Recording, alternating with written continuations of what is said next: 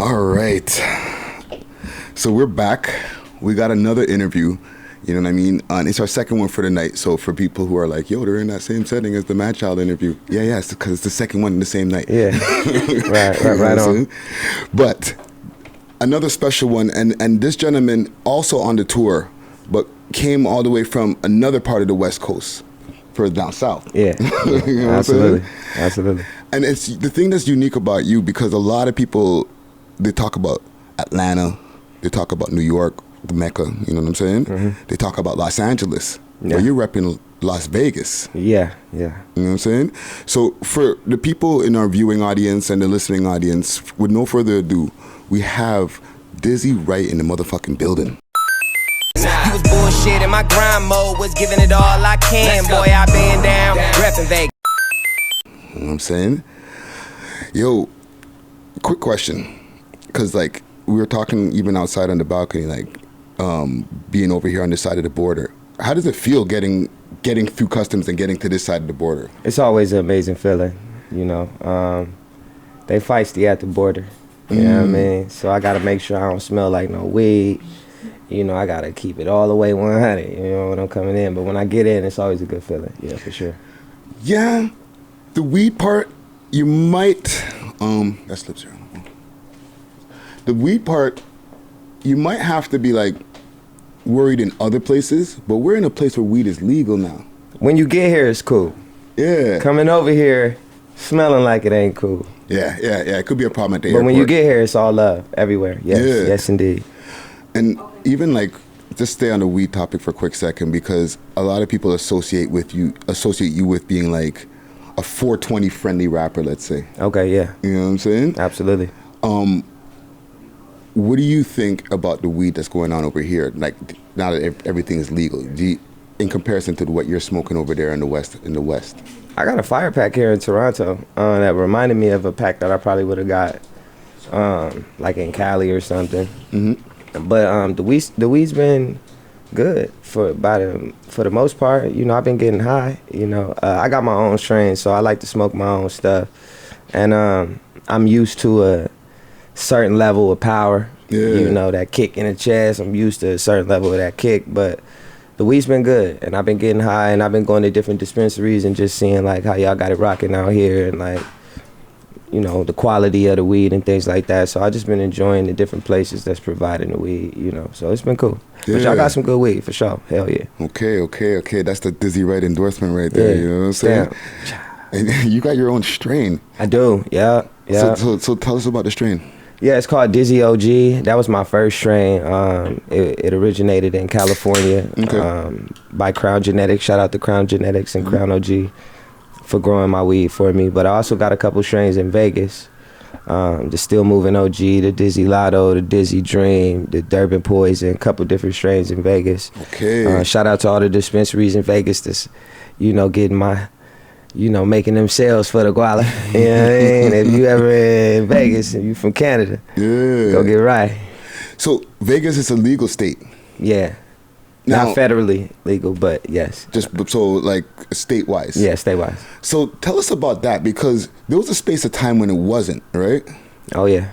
Now, what are your views? Because I hear this in a lot of American media, right? Everything has changed now that it's legal in a lot of different states. But is it been harder for people like us, like people of color, to like get dispensaries and different things like that? To own them? Yeah. I wouldn't know. I wouldn't technically say that. I think it's technically hard regardless to get a dispensary, and like, you know, I know money men that team up with other money men to make sure that they got enough money to make sure they can run a dispensary. So it's a tricky game. Yeah. But I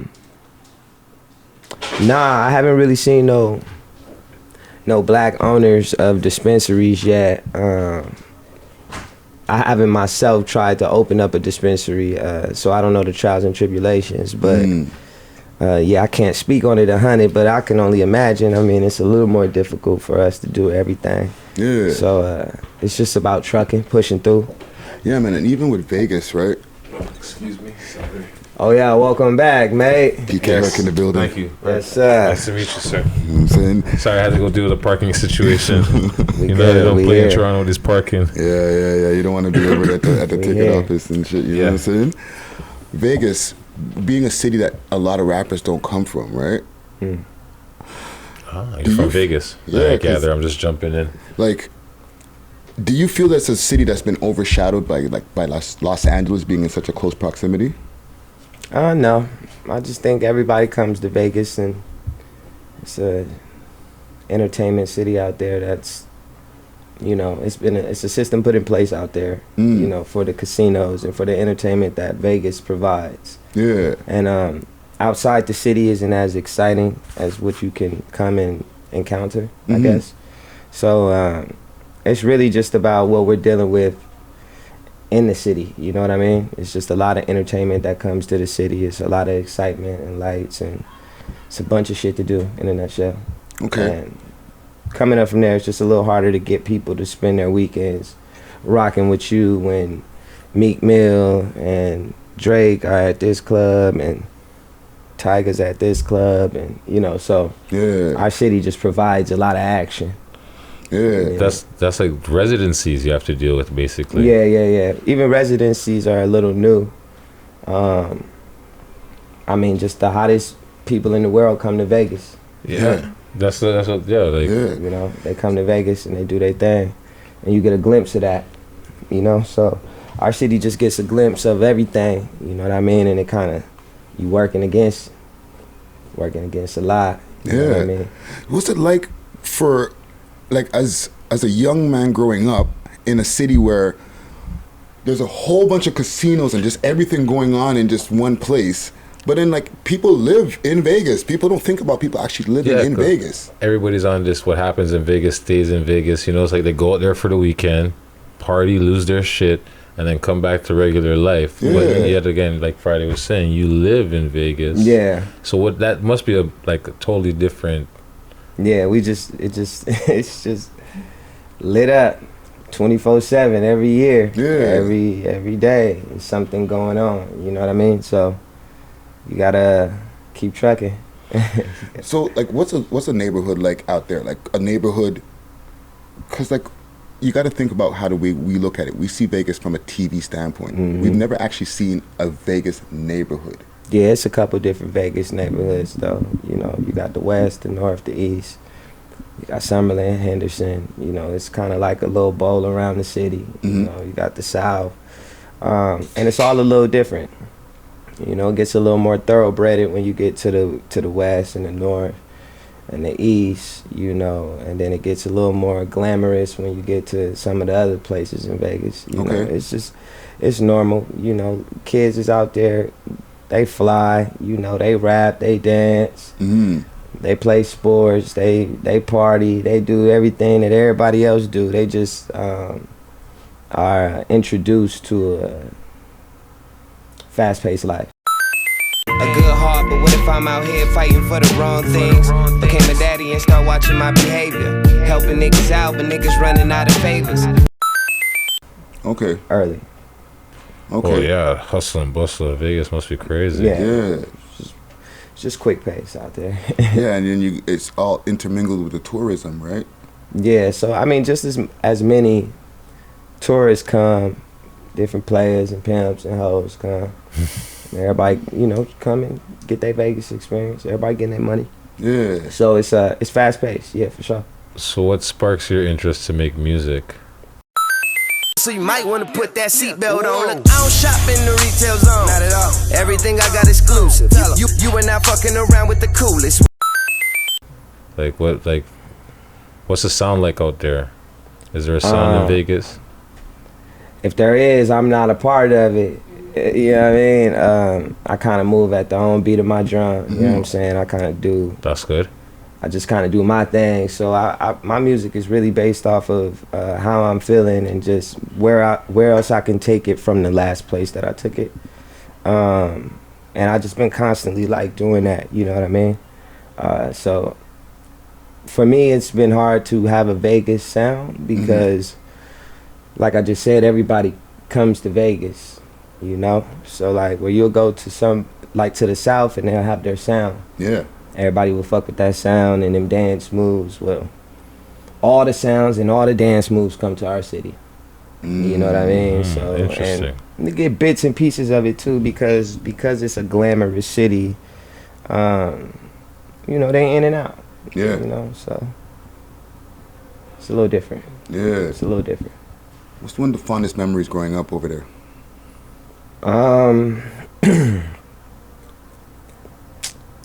Fondest memories. Probably just, I mean, to be honest, just like playing basketball.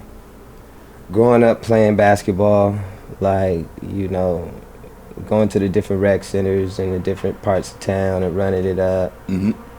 Different boys and girls club. That was like the best part of growing up, you know. Now the best part of it is just being able to do shows there and people actually show up, you know what I mean, for the music. And not just the homies, you know, it used to just be the homies packing in there, you know, showing me love. Yeah. Now it's like a whole different level. It's a fan base. Yeah, it's a fan base, so it's nice. And you've gone through a lot of different things. Like, you know, I've watched different interviews with you, and I've been, like, when we spoke last night, I like I said, I'm not gonna say that I've been like listening to Dizzy Wright music like crazy from back in the days, but I've been aware of you. You know what I'm saying? Right. And you were doing stuff from like with Hop Sing back in the days.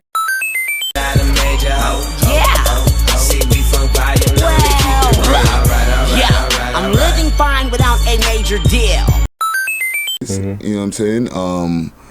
There was also, you were signed to like a Def Jam thing that was going on, like a Def Jam street music competition. Well, I won the competition and I turned down the deal. Yes. Yeah. Yeah.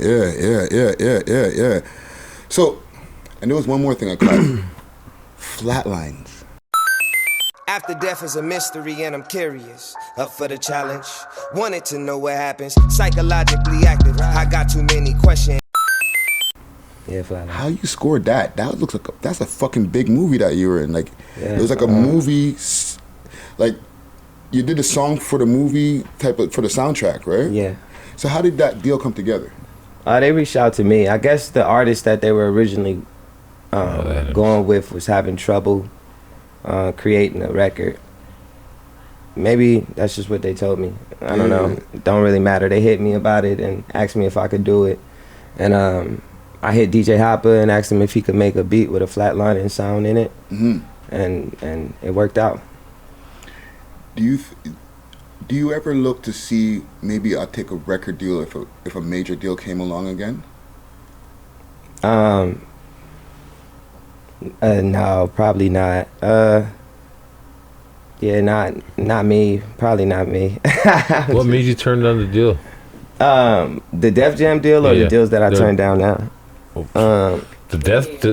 Whichever you choose to speak on. Well, the Def Jam deal, I thought that when I won the competition that I would be able to go in there and show them my talent, what I had been doing. I did a lot to win the competition, and you know, I didn't realize that they had a full plan for the person that won. And I walked into a plan that was curated for me, completely different than the vibe that I was approaching the game with.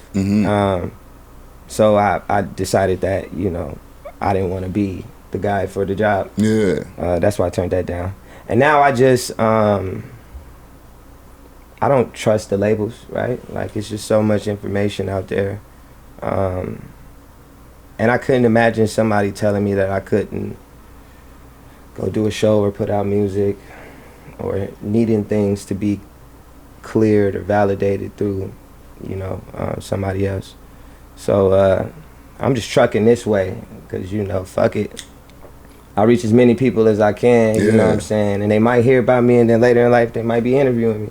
This is true. That's so true. We'll work it out, but I'd rather not put my destiny in somebody else's hands. Yeah. Nothing wrong with that at all. Do you struggle with, like, you know what, let me try some of this shit that's going on now, like, because you're a lyrical rapper. This is a special occasion, we giving them what they demanded. Couldn't tell you we didn't plan it. Overseeking the planet, high as hell you can tell. Smoking out the whole. Work. right? So have you ever said, you know what, let me try and just do some non-lyrical shit and see if that shit works? Or if you just said, I'm gonna just stick to my guns all the way through? Nah, I'll do some shit that's maybe not non-lyrical, but it still needs to have some type of meaning or message to it. It needs to have some undertone to it. I just don't do random shit. You know, it's got to be something that I'm fucking with or I like. You know, it's just got to be about something that's real and true to me. And then, yeah, we can run it up. But I'm inspired by what I'm inspired by, so I'll dibble and dabble into different things. But, you know, if it got a message to it or anything like that, then I'm cool with it. Yeah, I'll be cool with it. For like a lot of these young cats who are trying to get into the game, and like everybody's essentially independent, can you give like a piece of advice for an up and coming rapper who's trying to like get their first shine in the game at least? Don't try to get it all at once. Shit, you know, young cats come in the game and they just, you know, they want it all right then and there, first year. Quick as you get it, quick as it'll go. You know what I mean? So I mean, just grow into the artist and the man that you, or female, woman that you want to be, and you'll be straight. Yeah.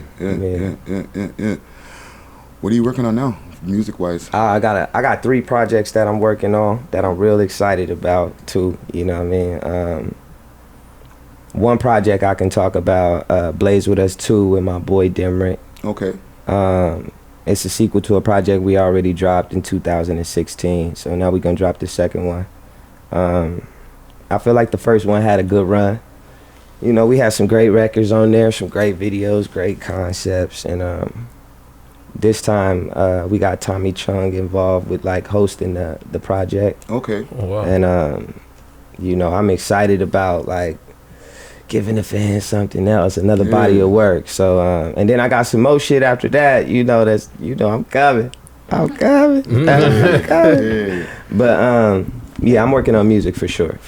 Dope. 3 projects. 3 projects. So 3 of them things. So what's the first one that's going to be released? Is the follow-up to the project you were talking about? Yeah. When is it? That's Blaze.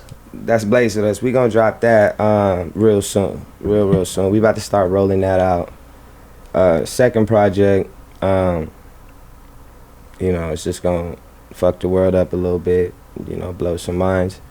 And the third project is a special project. And then I'm gonna keep on working and everything like that. But next year though, I am gonna start getting into a little acting. I ain't never like, you know, stepped my foot through the acting door. So I'm excited to like try something new, try to embody like a role, you know, and really shit, you know, get some TV time. Okay. So that's kind of like a personal goal for me, going into the next shit, whatever, 5 years. Okay. All right. Well, last question then.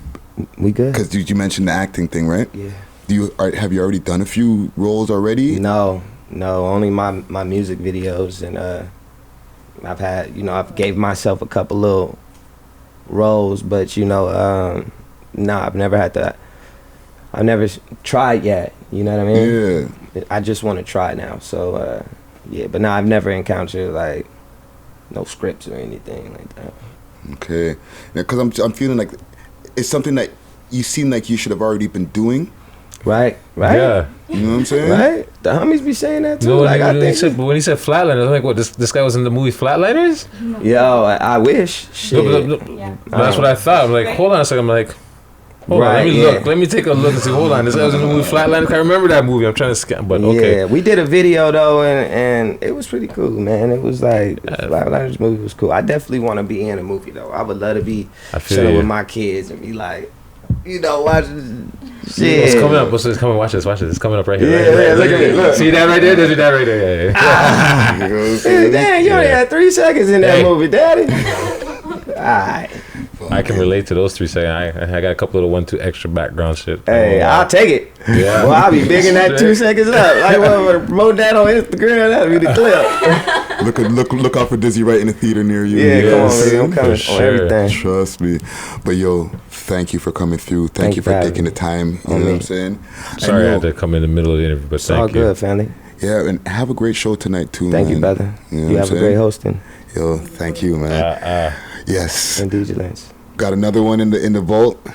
Dizzy Wright, Las Vegas' finest, world's most smoked out podcast. Yeah. Yeah. Yeah. Quick drop from you.